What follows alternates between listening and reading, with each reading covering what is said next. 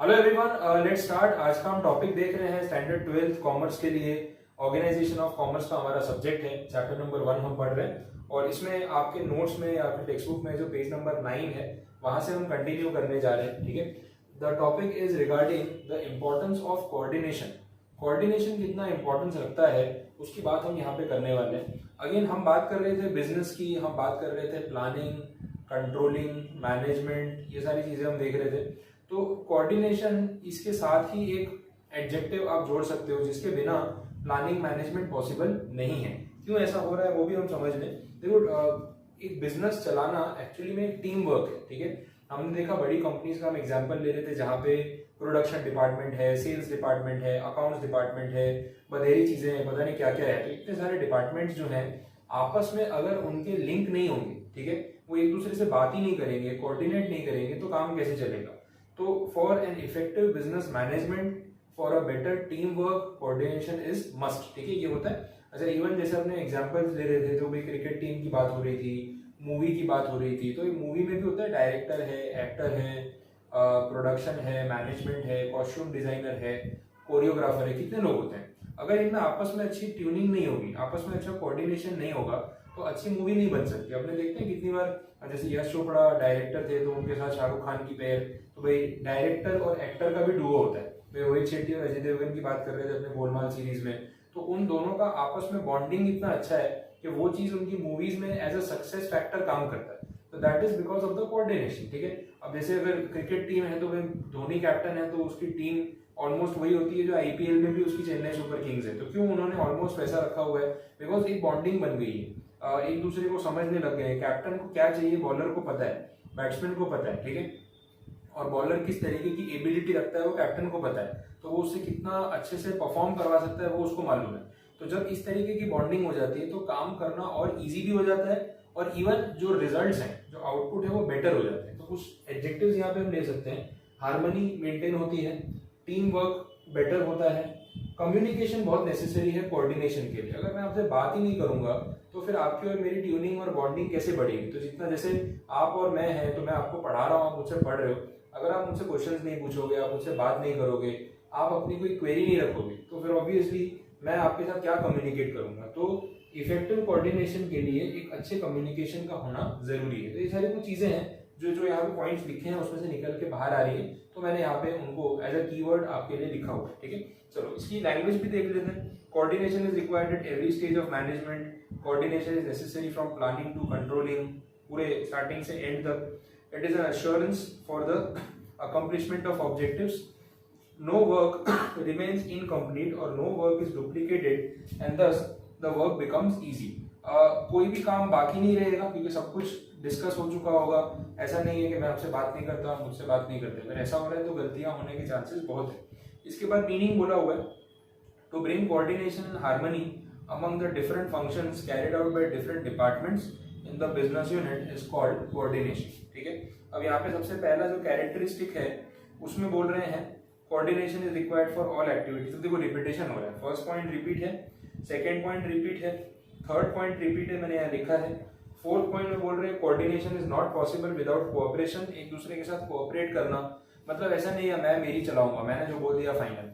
सामने वाले की सिचुएशन समझो, वो आपकी सिचुएशन समझे, तो काम हमेशा बेस्ट होने वाला है। ठीक है, optimum utilisation of business resources, ये भी होगा। देखो जब चीजें टीम वर्क में हो रही हैं, हार्मोनियसली हो रही हैं, अच्छा कोऑर्डिनेशन है, अच्छा कोऑपरेशन है, बेटर कम्युनिकेशन है, तो रिसोर्सेज का वेस्टेज होने के चांसेस बहुत कम हो जाते हैं। तो ऑप्टिमम यूटिलाइजेशन ऑफ रिसोर्सेज होने वाला है, जिसकी बात हम पिछले लेक्चर्स में भी कर रहे थे। ठीक है, coordination is a part of every activity of management, therefore coordination is considered the soul of management। बहुत बड़ी बात है, मैनेजमेंट का सोल मतलब जो आप हम एक इंसान है तो उसमें तो जान होती है, तो वैसे ही जान के बिना तो सिर्फ शरीर है और क्या है। तो मैनेजमेंट एक शरीर है और उसके लिए एक सोल का काम करता है कोऑर्डिनेशन। लैक ऑफ कोऑर्डिनेशन अगर है तो काम बिगड़ेगा ही बिगड़ेगा। अच्छा, आपने कभी कोई डांस रियलिटी शो देखा हो, पता है कंटेस्टेंट्स परफॉर्म करते हैं इंडिविजुअली नहीं, कपल में। ठीक है, जैसे कोई भी डांस फॉर्म हो सकता है, वो मैटर नहीं करता है, लेकिन कपल में भी नहीं, चलो ग्रुप डांस, ठीक है, तो जो डांस परफॉर्मेंस है उसमें पूरा ग्रुप परफॉर्म कर रहा है। आपने देखा होगा वो कितने कनेक्टेड स्टेप्स करते हैं, वो एक हवा में उछल रहा है, बाकी दो उसको पकड़ रहे हैं, फिर वो जंप करके आगे आ जाता है, फिर जैसे वो आगे आ गया कोई और पीछे वाला आगे आ गया, मतलब स्टेप्स पता है कोऑर्डिनेटेड होते हैं। और सबको जैसे वो हवा में जंप कर रहा है, मुझे दो लोग पकड़ने वाले थे, उनको ध्यान ही नहीं है, बोले कौन से दो पकड़ेंगे, तो किसी ने नहीं पकड़ा, वो बेचारा जमीन पे गिर गया धड़ाम से, हड्डियां टूट गई उसकी, क्या डांस करेगा। तो कोऑर्डिनेशन ना होने से क्या बेड़ा गर्क होगा वो आपको समझ में आ गया।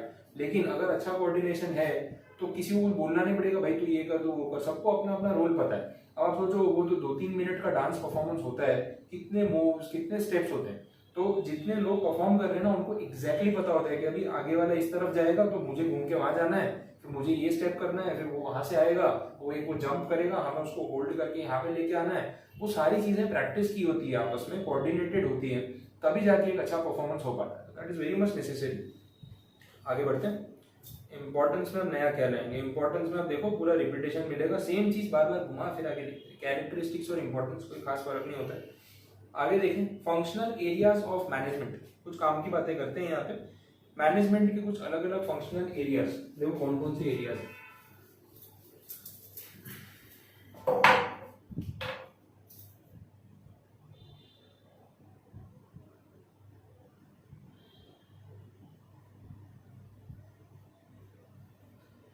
फर्स्ट एरिया में यहां पे बात हो रही है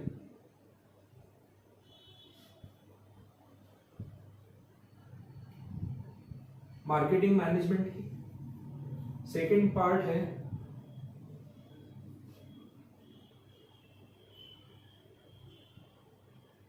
ह्यूमन रिसोर्स मैनेजमेंट, और थर्ड है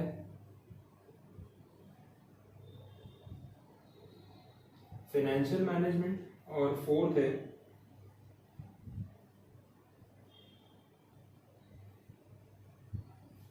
प्रोडक्शन मैनेजमेंट। ठीक है, तो ये कुछ 4 चीजें हैं, marketing, human resource, financial management, production management. थोड़ा बेस बताता हूँ आपको जितना मुझे नॉलेज है, फिर पॉइंट्स के साथ भी आपको रिलेट करा दूंगा टेक्स्ट बुक में से। देखो, मैनेजमेंट हर जगह नेसेसरी है, हर डिपार्टमेंट में नेसेसरी है, इस टॉपिक पे हम बात कर चुके हैं। मार्केटिंग मैनेजमेंट, मार्केटिंग इतना इंपॉर्टेंस रखता है आजकल, मार्केटिंग के बिना कुछ नहीं हो सकता है। मैं आपको इसके जितने चाहिए उतने एग्जाम्पल दे सकता हूँ। ठीक है, सबसे अच्छा एग्जाम्पल दूं आपको, हमारे प्राइम मिनिस्टर,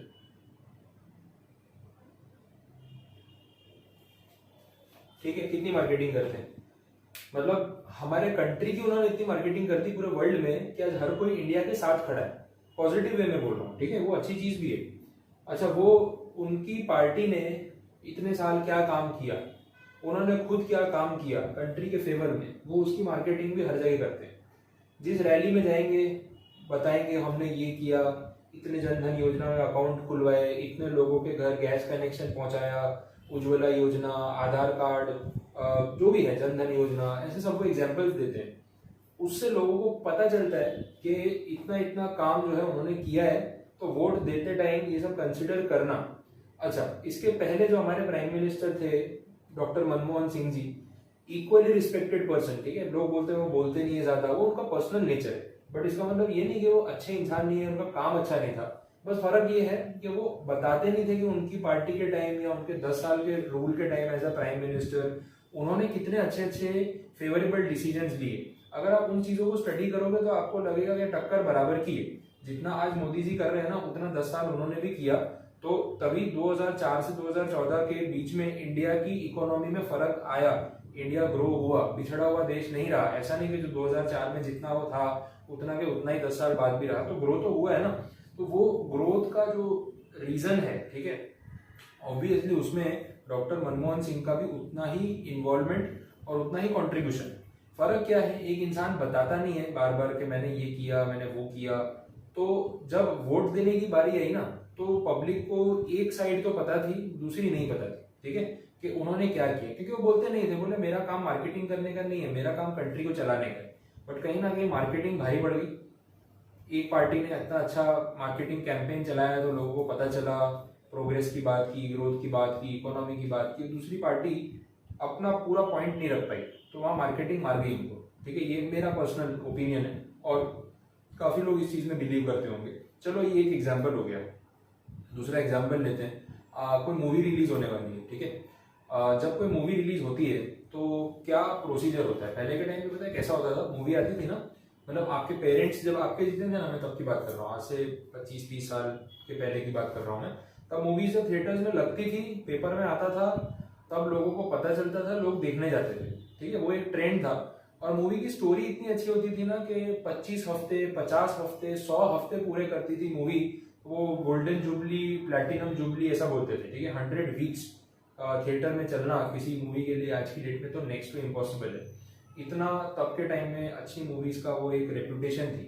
आज आपने देखा होगा इसमें भी भर भर के मार्केटिंग होती है। मैं आपको आपके नॉलेज के लिए बता रहा हूँ भाई, ये सब चीजें कैसी है, थोड़ा इंटरेस्टिंग भी लगती हैं, तो मैं ऐसे एग्जांपल्स बार बार लेता हूँ भाई। जैसे मूवी कोई रिलीज होने वाली है, अब सपोज ऐसा कुछ है, ये सब तो चलो आपको पता ही है। कोई भी पर्टिकुलर मूवी का एग्जाम्पल लेते हैं। अभी सपोज शाहरुख खान की मूवी आ रही है, वैसे बहुत टाइम से नहीं आ रही, बट सपोज कोई नई मूवी उनकी लॉन्च हो रही है। अब होता ये है कि मूवी का जो बजट होता है ना, खर्चा, वो बजट 2 पार्ट्स में डिवाइडेड होता है। एक होता है प्रोडक्शन और एक होता है पोस्ट प्रोडक्शन। अब ये समझो क्या है, रियलिटी बता रहा हूँ तो आपका नॉलेज बढ़ेगा इससे। प्रोडक्शन बजट मतलब पिक्चर को बनाने का खर्चा, शूटिंग की लोकेशंस, पूरा क्रू मेंबर्स, 400 से 500 लोग काम करते हैं एक मूवी बनती है तो, ठीक है। और उतनी मेहनत उसके पीछे लगती है, तो अलग अलग लोकेशंस पे जाना, रहने के अरेंजमेंट्स करना, ट्रैवलिंग अरेंजमेंट्स करना, कॉस्ट्यूम डिजाइनिंग, दूसरे कंट्री में जाके परमिशन लेके वहाँ पे सेटअप करना, सेट लगाना, स्टूडियोज में काम करना, जगह है तो किराए पे लेना, वो सब करने में जो खर्चा है, एक्टर को फीस देना, सारा जो स्टाफ मूवी में जो लोग काम कर रहे हैं ऑन द स्क्रीन वो पैसा लेते हैं, जो पीछे क्रू मेंबर्स काम कर रहे हैं, डायरेक्टर है, कॉस्ट्यूम डिजाइनर है, मेकअप आर्टिस्ट है, हेयर स्टाइलिस्ट है, कितने लोग होते हैं स्पॉट पे जो लोग काम करते हैं, ठीक है, असिस्टेंट स्टाफ की तरह, तो उन सबका जो पैसा देना होता है ना, वो प्रोडक्शन एक्सपेंस माना जाता है। ये इनफ नहीं है आज की डेट में, मूवी बनाने के बाद खर्चा शुरू होता है अच्छा खासा, इसको बोलते हैं post production, marketing expense. In short, आपने देखा होगा मूवी रिलीज होने वाली होती है तो वही मूवी के जो मेन एक्टर एक्ट्रेसेस होते हैं, ठीक है, वो लोग हर जगह जाके मूवी को प्रमोट करते हैं। अब हर जगह में कहाँ कहाँ जाते हैं? कॉलेजेस में जाते हैं। अगर यूथ की मूवी है, यंगस्टर्स की मूवी है, जो हीरो हीरोइन है वो एकदम यंग है, लव स्टोरी है, ऐसा कुछ है, तो कॉलेजेस में जाते हैं, अच्छी अच्छी बड़ी बड़ी वहाँ पे प्रमोशन करते हैं। मॉल्स में चले जाते हैं, वहाँ भीड़ इकट्ठी हो जाती है। अच्छा, फिर इसके बाद टेलीविजन शोज भी तो होते हैं, reality show, dance show, big boss का शो, कपिल शर्मा का शो, तो फॉर्मेट ही वही है, तो वहां पे जाके प्रमोट करते हैं मूवी, ऐसा बोलते हैं। वो प्रमोशन वो फ्री में नहीं करते, ठीक है। वो जो एक्टर है ना, वो अपना टाइम दे रहा है, वो बोलता है मैंने पिक्चर की शूटिंग की, 3 महीने पिक्चर की शूटिंग हुई है, उसकी फीस आपने मुझे दी। अब अगले 2 महीने, 1.5 महीने तक आप मुझे ये बोल रहे हो कि मैं हर जगह सिटी, अलग अलग सिटीज में घूमूं पूरे इंडिया में, अलग अलग कंट्रीज में। शाहरुख खान और ये सब की मूवीज होती है तो ये लोग दुबई जाते हैं प्रमोशन करने, लंदन जाते हैं, यूएस जाते हैं, क्योंकि वहां पे उनकी मूवी रिलीज होती है, तो वहां पे भी वो लोग प्रमोशन करके आते हैं। तो फ्री में जाऊंगा क्या? अच्छा, वही 1.5 महीने में तो मेरी और आधी पिक्चर की शूटिंग हो जाती, तो उसका पैसा कौन देगा? टाइम की वैल्यू है ना। तो वो बोलते हैं कि हमें प्रमोशन करने का भी पैसा चाहिए, क्योंकि आपने मुझे अपनी मूवी में लिया, आपने मुझे 5 करोड़ रुपए दिए मूवी में एक्ट करने के, मैंने कर लिया। अब आपकी मूवी चले ना चले, मेरे तो 5 करोड़ आ गए ना, मैं क्यों प्रमोशन करूं उसका? ठीक है, मैं प्रोड्यूसर थोड़ी हूँ।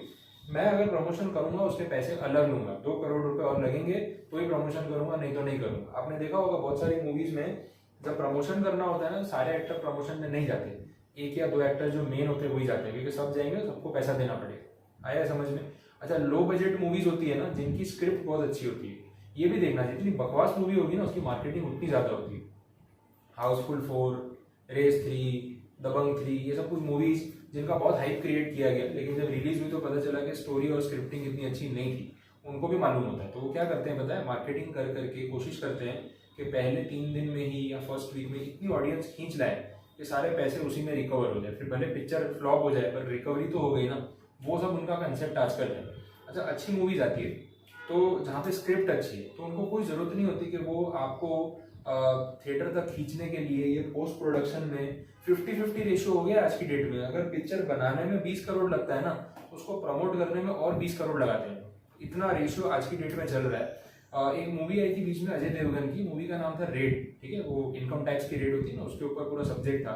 वो मूवी उन्होंने बनाई, उसका कुछ जो खर्चा था पिक्चर बनाने का वो 10 करोड़ रुपए के भी अंदर था, मतलब ठीक है, उन्होंने उतना कम पैसा स्पेंड किया लेस देन 10 करोड़, और वो जो एक लोकेशन की जो घर में वो रेड करते हैं और इनकम टैक्स की रेड चलती है, 90% मूवी उस लोकेशन पे ही शूट हुई है। तो बाकी लोकेशन तो कोई उनका शूटिंग का भी लोकेशन का खर्चा नहीं।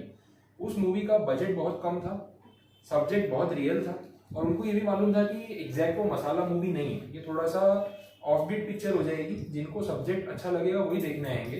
तो दे वर एक्सपेक्टिंग कि इसका कलेक्शन कोई 100 करोड़ नहीं होने वाला, तो अगर सारा खर्चा हम प्रमोशन पे कर देंगे तो फिर कमाएंगे कैसे।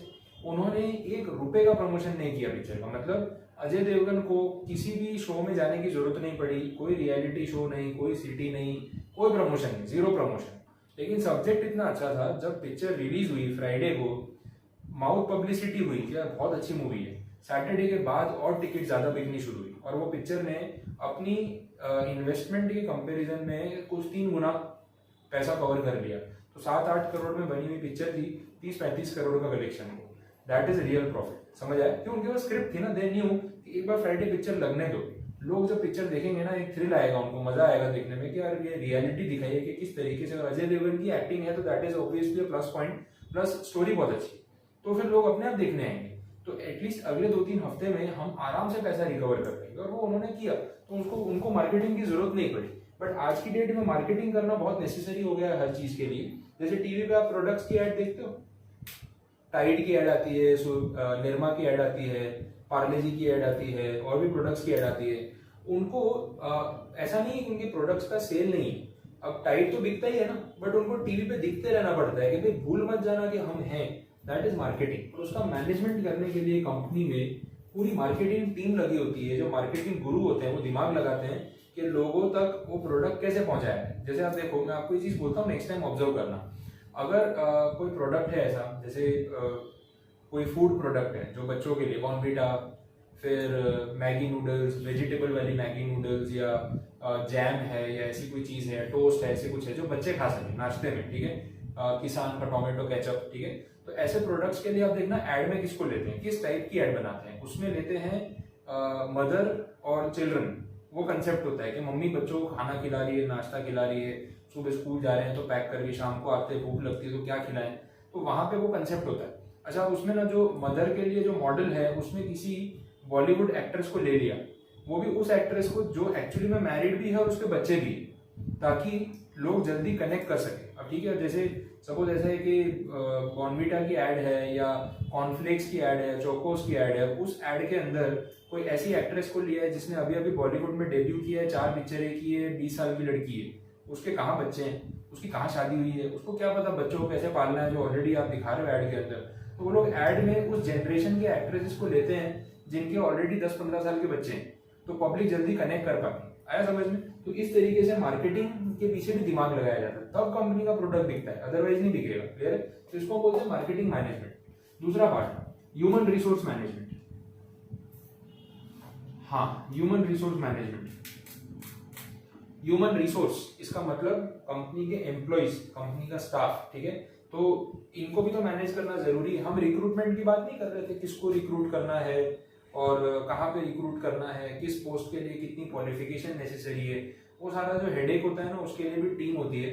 आपने सुना भी होगा HR manager, MBA in human resource marketing या ह्यूमन रिसोर्स मैनेजमेंट, वो यही है। एचआर मतलब ह्यूमन रिसोर्स। हर कंपनी में एक ह्यूमन रिसोर्स मैनेजर होता है। अगर आपको छुट्टी चाहिए उसके पास जाओ, अगर आपकी सैलरी में कुछ इशू आ रहा है उसके पास जाओ, इंक्रीमेंट चाहिए उसके पास जाओ, ठीक है, तो उसके साथ आप डिस्कशन करो। तो ये सारी चीजों के लिए एचआर मैनेजर है, तो इनका रोल हर कंपनी में आजकल होता है। इसके बाद बात होती है फाइनेंशियल मैनेजमेंट। ये भी बहुत टेक्निकल चीज है, इंटरेस्टिंग है।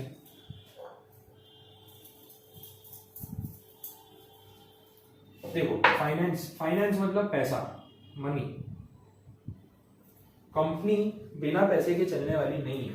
पैसा किस तरीके से लेना है, ये डिसीजन किसे लेना है? फाइनेंशियल मैनेजर्स को, ठीक है। कंपनी के डायरेक्टर्स होते हैं, सीएफओ, चीफ फाइनेंशियल ऑफिसर्स होते हैं। ये लोग मिलकर डिसाइड करते हैं कि भाई कितना जो है पैसा किस तरीके से ऑब्टेन करना है। देखो, कंपनी के पास पैसा उधार लेने के या पैसा अवेल करने के बहुत सारे सोर्सेज हैं।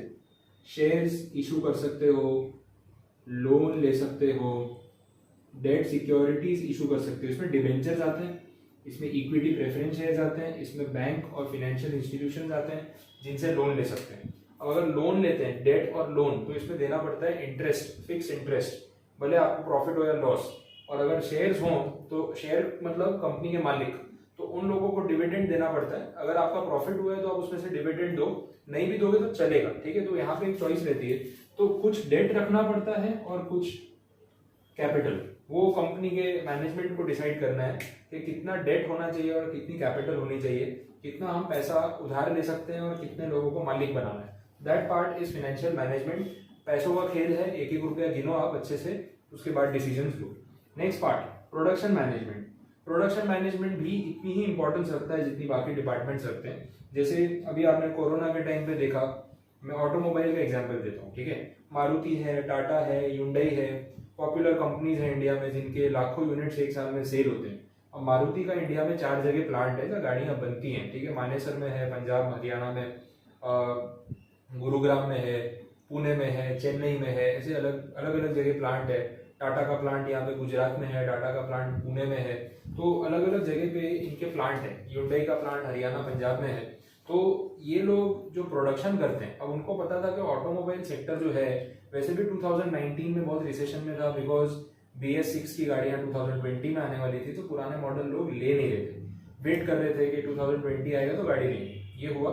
दूसरा पॉइंट क्या था? दूसरा पॉइंट ये था कि भाई गाड़ियां इकोनॉमी थोड़ा सा डाउन जा रही थी, तो उनको पता था सेल कम है और पुरानी गाड़ियां BS4 की अब बनाने का मतलब नहीं है, तो प्रोडक्शन को भी तो मैनेज करना है। क्यों BS4 का प्रोडक्शन करें, उल्टा इमीडिएट स्टॉक करो, जो स्टॉक है उसको डिस्काउंट करके बेचने की कोशिश करो ताकि BS6 के स्टॉक के ऊपर फोकस किया जा सके। अब 2020 आया तो उन्होंने पहले से BS6 का इतना स्टॉक करना शुरू कर दिया था कि गाड़ियों की अवेलेबिलिटी में 2 दिन की देरी भी नहीं होनी चाहिए, कस्टमर भाग जाए। आई बात समझ में? तो इसीलिए उन्होंने पहले से प्रोडक्शन रखा। अब हुआ ये कि जैसे ही फरवरी आया, थोड़ा सेल होने की बात आई, कोरोना का इशू आ गया। Because of corona and lockdown जो भी उन्होंने सोचा था वो पूरे प्लान पे पानी फिर गया और 2020 भी समझो गया, सर्वाइवल डिफिकल्ट हो गया। अब गाड़ी कौन खरीदेगा ऐसी सिचुएशन में? अब जो ऑलरेडी BS6 का इतना स्टॉक रखा था कि अप्रैल से तो धनाधन गाड़ियां बेचेंगे, अब वो तो बैंड बच गया। अब वहाँ प्लांट शुरू है, मतलब जब तक लॉकडाउन नहीं हुआ, जब तक वर्कर भागे नहीं अपने अपने गाँव, तब तक अब गाड़ियां बनाते जा रहे हो, कोई फायदा है क्या? उल्टा और पुराना स्टॉक हो जाएगा वो तो। इसीलिए इन्होंने क्या किया, प्रोडक्शन को पहले धीरे धीरे स्लो किया कि भाई वीकली हम अब 2 दिन छुट्टी रखेंगे, वीकली 3 दिन छुट्टी रखेंगे, वीकली 4 दिन छुट्टी रखेंगे, इतना हो गया था। फिर बोले प्रोडक्शन हम सिर्फ 50% करेंगे, प्रोडक्शन 40% करेंगे, ऐसे करते करते उसको इतना रिड्यूस कर दिया, ठीक है, कि अब यहाँ पे सिचुएशन ऐसी आ गई कि प्लांट बंद ही करना पड़ा। फिर आया 4 में से 1 प्लांट बंद, 4 में से 2 प्लांट बंद, ऐसे करके लॉकडाउन में तो सब कुछ ही बंद हो गया। तो प्रोडक्शन मैनेजमेंट भी तो करना पड़ेगा ना, जितनी डिमांड ही नहीं है उतना आप सप्लाई रख दोगे तो उसका फायदा क्या? आया समझ में? तो ये चीज यहाँ पे हम बात कर रहे हैं रिगार्डिंग प्रोडक्शन मैनेजमेंट। अभी आप देखो लोगों ने मास्क बनाने शुरू किए, सारे टेक्सटाइल वाले लोग जो साड़ियां बना रहे थे मास्क बना रहे, क्योंकि लोग साड़ी पहने ना पहने मास्क जरूर पहनेंगे, तो बिजनेस कहीं ना कहीं शिफ्ट हो गया। तो लोगों ने धनाधन प्रोडक्शन शुरू कर दिया मास्क का, बल्क में लेके जाओ बड़े सस्ते में, क्लियर हो रहा है? तो अब जैसी डिमांड है वैसा सप्लाई, दैट इज प्रोडक्शन, ठीक है। चलो आगे बढ़ते हैं। अब मैं चैप्टर का आखिरी फेज यही था, मैं आपको सिर्फ यहाँ पे अब इसको रिलेट करा देता हूँ कि आपकी बुक में क्या दिया हुआ है। हमने तो कुछ ज्यादा डिटेल में डिस्कस किया क्योंकि टॉपिक इंटरेस्टिंग है, इतने अच्छे एग्जाम्पल्स थे, तो बनता है कि हम थोड़ा बहुत नॉलेज ले लें। यही होता है, बीच बीच में आप ये सब पढ़ते पढ़ते कुछ ऐसे एग्जाम्पल्स लेके कुछ नॉलेज गेन कर सकते हो तो कर लेनी चाहिए, ये मौका अलग से नहीं मिलता है। देखो मार्केटिंग मैनेजमेंट में जो मैंने आपको बोला, सेल्स, प्रमोशन, स्टोरेज, इंश्योरेंस, सब बिजनेस की बात हो रही है। मैं देखता हूँ अगर कुछ नया मिलता है तो फिर मैं आपको वर्ड टू वर्ड पढ़ाता हूँ, नहीं तो बोरिंग हो जाएगा। इसके कुछ फंक्शंस दिए हुए हैं, प्रोडक्ट और प्रोडक्ट मिक्स, ठीक है। Decisions regarding the development of new product और एग्जिस्टिंग प्रोडक्ट इंक्लूड्स अपीयरेंस। हाँ, ये बात कर रहे हैं प्रोडक्ट या प्रोडक्ट मिक्स की मार्केटिंग में। जैसे सपोज कोई कंपनी है जो एक प्रोडक्ट बेच रही है, मार्केटिंग उसका ऑलरेडी कर ही रही है, पता है बहुत बार आता है कि अब इस प्रोडक्ट को और इम्प्रोवाइज करके हमने निकाला है और ज़्यादा बेटर क्वालिटी के साथ निकाला है, या extra quantity avail 20% extra. Tide का पैकेट आता है, उस पर लिख दिया now 10% extra. Cadbury Dairy Milk आती है, 5 रुपए वाली डेयरी मिल्क देखना, उसमें गोल्डन कलर का उसमें लिखा होता है नाउ 5% लॉन्गर 5% एक्स्ट्रा। मतलब तो इतनी सी तो 5 रुपए कैडबरी, उसमें भी 10% 5% एक्स्ट्रा, मतलब ये नहीं होती तो बचता ही क्या है। तो हार्डली कुछ आपको 5 रुपए में वो प्रोवाइड कर रहे हैं, इतनी कम क्वांटिटी हो गई है अब डेयरी मिल्क की, तो ये सिचुएशन है। तो तो वो लोग इस तरीके के प्रोडक्ट में कुछ वेरिएशन करने की कोशिश करते हैं अगर रिक्वायरमेंट लगती है। उससे क्या होता है मार्केट में भी मतलब वो बार बार बोल सकते हैं कुछ नया, तो आपके माइंड में भी साइकोलॉजिकल इंप्रेशन आ जाती है कि हाँ पैकिंग चेंज कर दिया, कलर चेंज कर दिया, कुछ नए अवतार में लेके आ गए, उसकी थोड़ी मार्केटिंग कर दी तो भी प्रोडक्ट बिकता है, सेल मेंटेन होती है। ठीक है, प्राइस में चेंजेस करो जैसी नेसेसरी। डिस्ट्रीब्यूशन, ठीक है, डिस्ट्रीब्यूशन मतलब किस तरीके से बेचना है, online selling, offline selling, wholesale, retail, ये सब खुद डिस्ट्रीब्यूशन का काम आप कर सकते हो, सब स्ट्रैटेजी का पार्ट है। प्रमोशन वो तो हमने देख ही लिया इतना सारा यहाँ पे। एचआर में मैंने आपको ऑलरेडी डिटेल्स बता दी, पॉइंट्स एक बार देखने हैं, कैरेक्टरिस्टिक्स आपको देखने हैं। ठीक है भाई, एचआर को डिसाइड करना है कितना स्टाफ चाहिए कितना नहीं, कितने नए रिक्रूट करने हैं, कितने पुराने ऐसे हैं जिनको निकालना है, अच्छा सैलरी कितनी देनी है, पे स्केल का रेंज क्या रहेगा, क्वालिफिकेशन जो है वो कितनी मिनिमम होनी चाहिए, किसको प्रमोशन देना है कंपनी में जो एग्जिस्टिंग स्टाफ है, किसको नहीं देना है, किसको डिमोट करना है, किसको वार्निंग देनी है, किसकी लीव सैंक्शन करनी है, किसकी सैंक्शन नहीं करनी है, ये सारी चीजें एचआर मैनेजमेंट का पार्ट है जो यहाँ पे दी हुई है। इसके बाद अच्छा एचआर को और भी दिमाग लगाना पड़ता है आजकल, तो जैसे हम भी करते हैं ना, अभी आप यहाँ पे पढ़ने आ रहे हो, होता है कभी मूवी डे रख दिया, कभी पिकनिक रख दिया, कभी क्लास पे अपन पार्टी कर लेते हैं, कभी क्रिकेट ऑर्गेनाइज कर दिया, तो आप लोगों का भी थोड़ा माइंड फ्रेश होता है कि चलो पढ़ रहे हैं, पढ़ाई तो रोज चलती है, एक दो महीने में कभी एक ऐसा इवेंट हो जाए, डीजे पार्टी रख दी, थोड़ा आप रिफ्रेश हो जाते हो। ठीक है, तो आपको भी मजा आता है, तो थोड़ा एंजॉय करते हो, तो पूरा भी एंजॉय नहीं कर सकते। कंपनी में भी आजकल ये होता है, वो कंपनी मतलब वो 9 to 5 वाला बोरिंग जॉब नहीं है कि बैग उठा के गए, खाना खाया, बैठे, किए, काम किए, किसी से बात नहीं हुई, बॉस की डांट खाई आ गए, वैसा माहौल नहीं होता। आजकल कंपनीज में वर्किंग एनवायरनमेंट को भी फ्रेंडली और एंजॉयबल बनाने की कोशिश की जाती है ताकि आपसे और अच्छे से काम करवाया जा सके। ये काम किसका होता है? एचआर मैनेजर का। कंपनीज में भी पार्टीज होती हैं, सेलिब्रेशन होते हैं, डीजे म्यूजिक लगा देते हैं, ऑफिस में भी लोग डांस पार्टी कर रहे हैं, कोल्ड ड्रिंक पी रहे हैं, बर्गर पिज्जा खा रहे हैं, तो जैसे किसी एम्प्लॉय को प्रमोशन मिली है तो चलो उसमें सेलिब्रेट करते हैं। कोई टीम ने कोई अच्छे प्रोजेक्ट पे काम करके कंपनी का प्रॉफिट करवाया है तो उसको सेलिब्रेट करते हैं। फिर कभी कोई पिकनिक अरेंज कर दिया, कॉर्पोरेट पिकनिक्स भी होते हैं, ठीक है, कॉर्पोरेट ट्रिप्स होती हैं, तो उसमें स्टाफ के साथ पिकनिक पे जाते हैं, सेम चीज। तो वो आपका जो स्कूल कॉलेज का ट्रेंड है ना, ट्यूशंस का ट्रेंड है ना, कंपनीज में भी कंटिन्यू होता है, तो वो भी मजा आता है। तो आजकल का माहौल कंपनी में पूरा चेंज हो गया है, फ्रैंक है और थोड़ा सा मजेदार है, और बिल्कुल वो मोनोटोनस और बोरिंग नहीं है, कुछ ना कुछ होता रहेगा। और आपको इंटरेस्टेड रखने के लिए एचआर जो है वो अपना दिमाग लगाता रहेगा।